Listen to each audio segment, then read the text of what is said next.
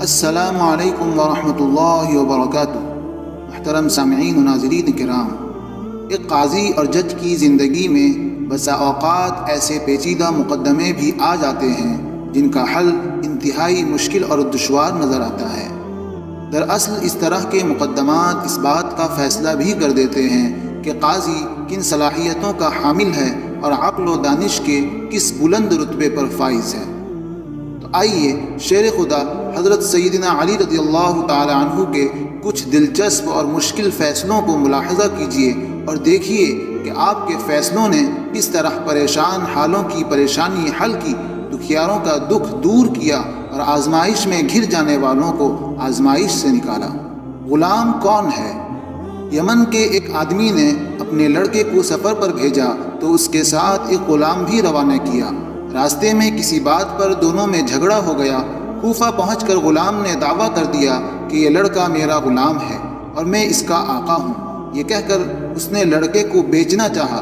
جب یہ مقدمہ حضرت علی رضی اللہ تعالی عنہ کی خدمت میں پیش ہوا تو آپ نے اپنے خادم سے فرمایا، کمرے کی دیوار میں 2 بڑے سوراخ بناؤ اور ان دونوں سے کہو اپنے اپنے سر ان سوراخوں سے باہر نکالیں۔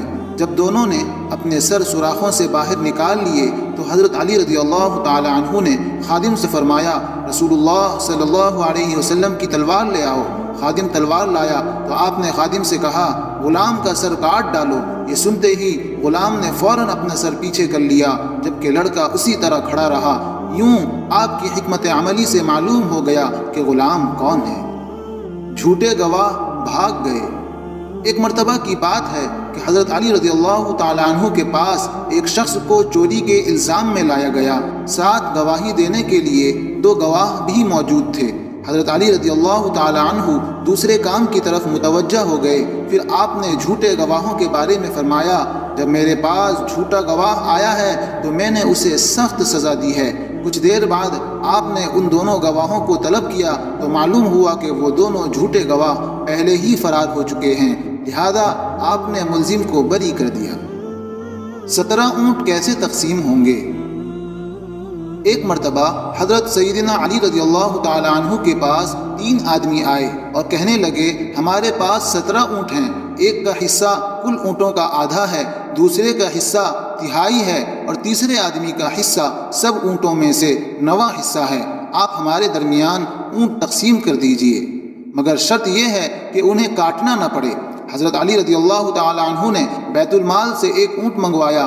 اب 18 اونٹ ہو گئے۔ پہلا شخص جس کا حصہ تمام اونٹوں میں سے آدھا تھا اسے 18 کے آدھے یعنی 9 اونٹ دے دیے۔ دوسرا شخص جس کا حصہ تہائی تھا اسے 18 کا تہائی یعنی 6 اونٹ دے دیے۔ پھر تیسرا شخص جس کا حصہ کل اونٹوں میں 9واں تھا اسے کل اونٹوں کا 9واں حصہ یعنی 18 میں سے 2 اونٹ دے دیے۔ اس طرح آپ رضی اللہ عنہ نے حسن تدبیر سے ایک مشکل مسئلے کا فیصلہ کر دیا اور 9، 6 اور 2 اونٹ ملا کر کل 17 اونٹ ان تینوں میں تقسیم بھی کر دیے اور کسی اونٹ کو کاٹنا بھی نہ پڑا۔ ایک اونٹ جو باقی بچا اسے بیت المال میں واپس پہنچا دیا۔ مرحوم کی وصیت۔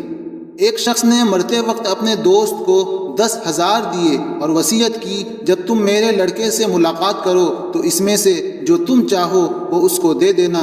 اتفاق سے کچھ روز بعد اس کا لڑکا وطن واپس آ گیا۔ اس موقع پر آپ رضی اللہ عنہ نے اس آدمی سے پوچھا، بتاؤ تم مرحوم کے لڑکے کو کتنا دو گے؟ اس نے کہا 1,000۔ آپ نے فرمایا اب تم اس کو 9,000 دو، اس لیے کہ جو تم نے چاہا وہ 9,000 ہیں اور مرحوم نے یہی وصیت کی تھی کہ جو تم چاہو وہ اس کو دے دینا۔ یہ تھا حضرت علی رضی اللہ تعالی عنہ کا علمی کمال۔ اللہ تعالیٰ نے آپ کو بے پناہ علم سے نوازا تھا۔